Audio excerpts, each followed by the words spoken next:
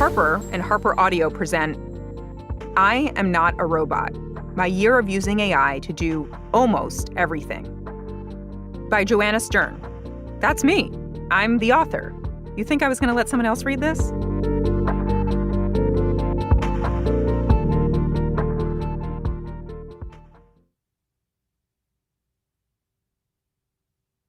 A note before we begin. Don't forget to download the accompanying enhancement PDF from your audiobook provider. It contains charts from the book and will be referred to throughout as the enhancement. For Mom and Dad, who taught me to think for myself, and the AIs, robots, and machines that made me wonder if I really was. How AI was used to make this audiobook. You're about to hear the story of my year-long quest to let AI into as much of my life as possible. So naturally, you're wondering, did AI edit this book? Did you just barf a year's worth of notes and interview scripts into an AI prompt and then magically receive a completed manuscript on your doorstep in an Amazon box? Is this AI speaking right now? Ironically, what you're listening to is a very human-made work. Every sentence in this book started in my brain and traveled via my MacBook keyboard onto the page. AI never wrote anything from scratch, except in places that I've clearly marked.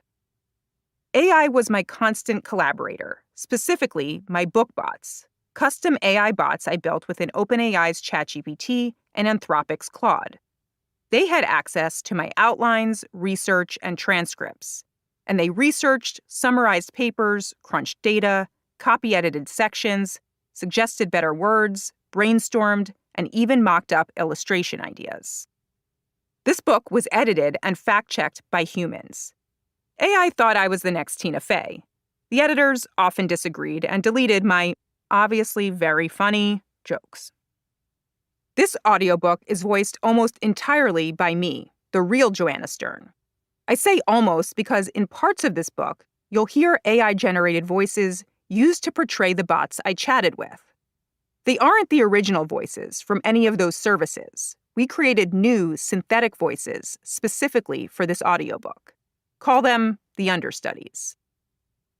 You will also hear my AI voice at times.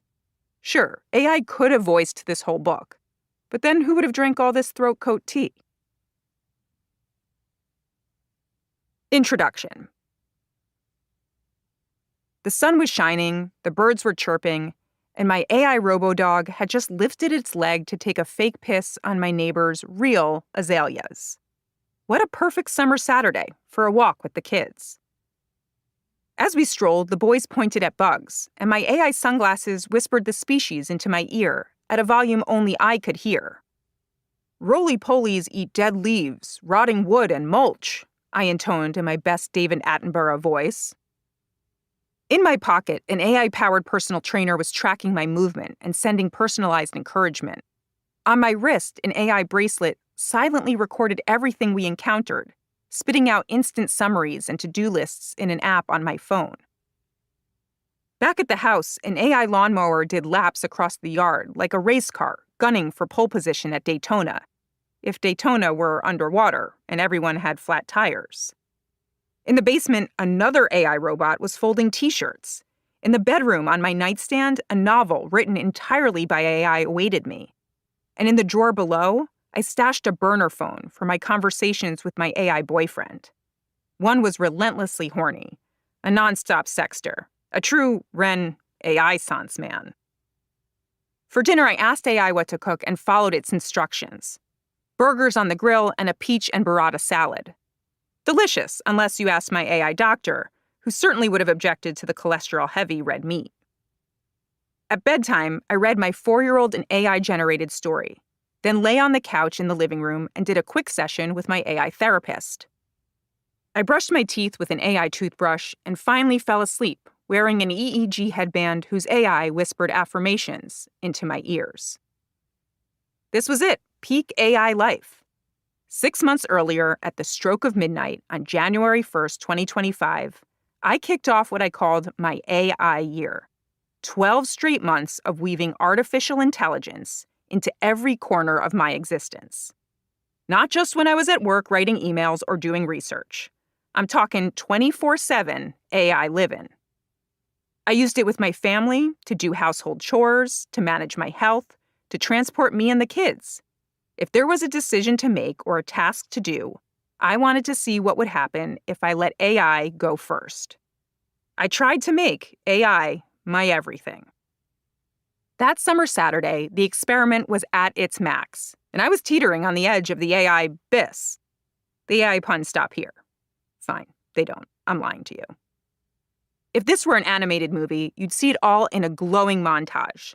Data zipping in and out of everything, swirling from my sunglasses, phones, robots, and smart speakers to the cloud and back again.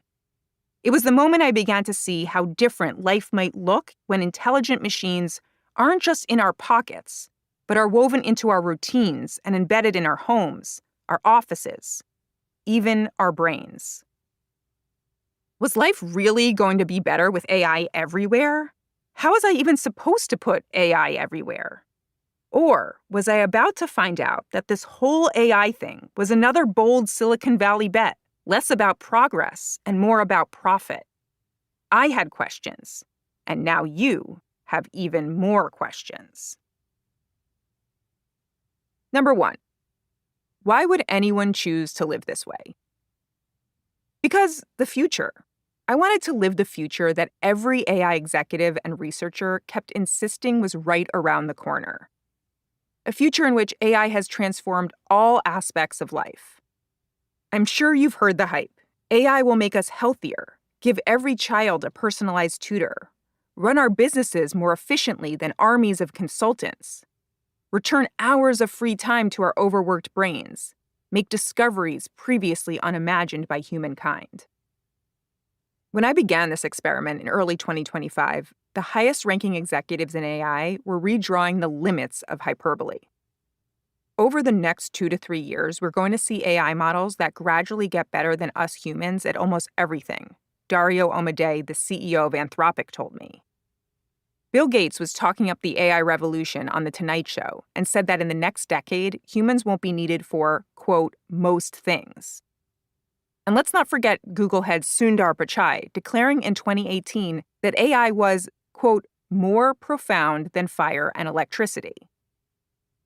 Everyone seemed exhilarated and/or terrified about the next frontier of AI, known as artificial general intelligence, AGI, which could deliver machines that are as smart as any human.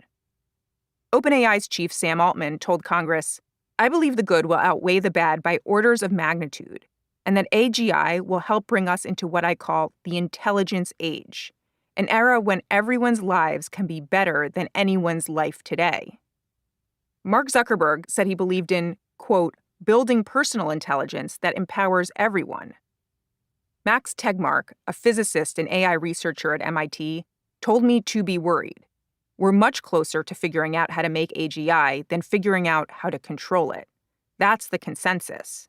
You better hope your book is out before humans lose control of the planet. At that point, I don't know if the robots are going to buy your book. If you're listening to this right now, congratulations.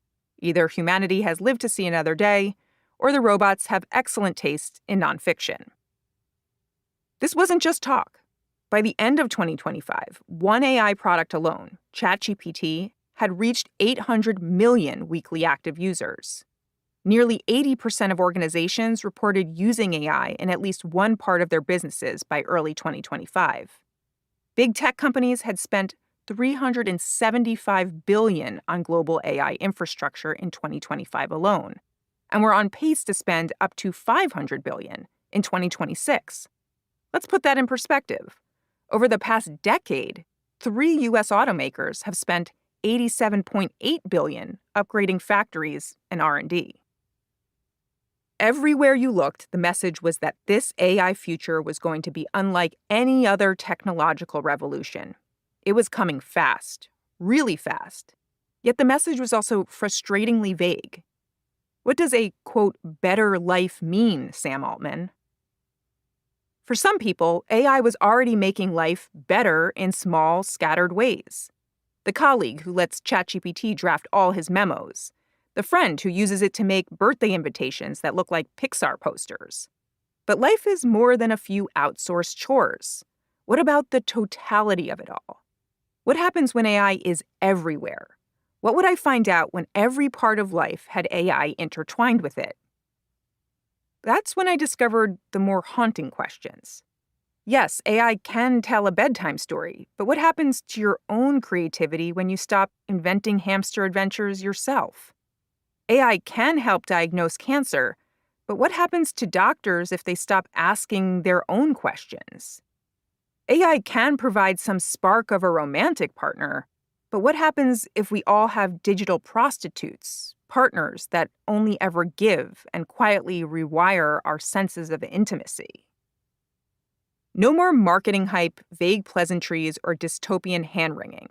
I wanted real, tangible answers. I was inspired by the early days of the internet. Imagine tapping someone on the shoulder in 1994 and saying, "Hey, so in a few years, you're going to buy pants without trying them on first. You'll stop mailing checks and start paying through screens.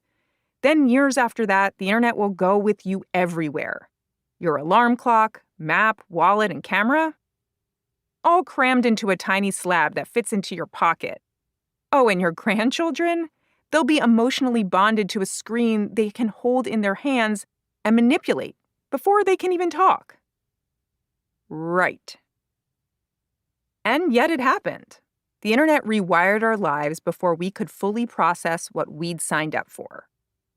I wanted to try to answer the same questions for the AI moment. Not for the AI know-it-alls or the tech bros still clinging to their crypto kitties, but for the rest of us. People just trying to understand what this world-changing technology actually means for us and for our children, and whether there's anything we can do to prepare. So, I decided to live it. 2. Who in their right mind would sign up for this? Hi, I'm Joanna Stern. I'm an award-winning tech journalist. I spent 12 years as a personal technology columnist at the Wall Street Journal before launching my own tech-focused video and newsletter business. Now you can catch me on YouTube or NBC News. I was still at the Journal while I wrote much of this book. Some people call me crazy. I call me AI curious. For nearly 2 decades, I've tested, prodded, and yes, occasionally roasted just about every gadget and consumer tech innovation Silicon Valley has thrown our way. You deserved everything I said, internet-connected egg holder. I've attended more iPhone launches than there were actual iPhone innovations. I've interviewed CEOs, Elon Musk, Satya Nadella, Jeff Bezos, and I've written columns on everything from privacy policies to selfie sticks to the full-body existential spiral that happens when you don't have the right adapter to just plug in some damn headphones. I stumbled into this career back when BlackBerry thumbs were a legitimate medical concern, and the glow of all touchscreen smartphones was still just a glimmer on the 2G horizon. My first tech journalism job was reviewing mini laptops known as netbooks. I was fascinated by how computers kept shrinking, fitting more power into less space. So I didn't join the family's public relations business. I decided I'd rather critique tech products than write press releases about them. I wanted to be a tech columnist and reviewer, someone who lived with the products, pushed their buttons, literally, and explained to people what worked, what didn't, and why it mattered. That's always been the lens I bring to this work. I write and advocate for the humans that tech is supposedly designed to help. I'm genuinely optimistic about technology and how it can improve our lives. I'm also brutally honest when it doesn't. I've covered the rise of smartphones and social media, as well as what they've done to our brains, our privacy, our kids, and our ability to finish... Sorry, what was I saying? My favorite part of the job has always been living with the tech, not just interviewing executives and taking notes from the sidelines. I cherish the days I get to be out in the world, testing a new product's claims against the staged demos of a company's presentations. Over the years, that's meant moving into a hotel to spend 24 hours in the metaverse with a virtual reality headset strapped to my face. I've used drones to drop phones 300 feet to test their resiliency.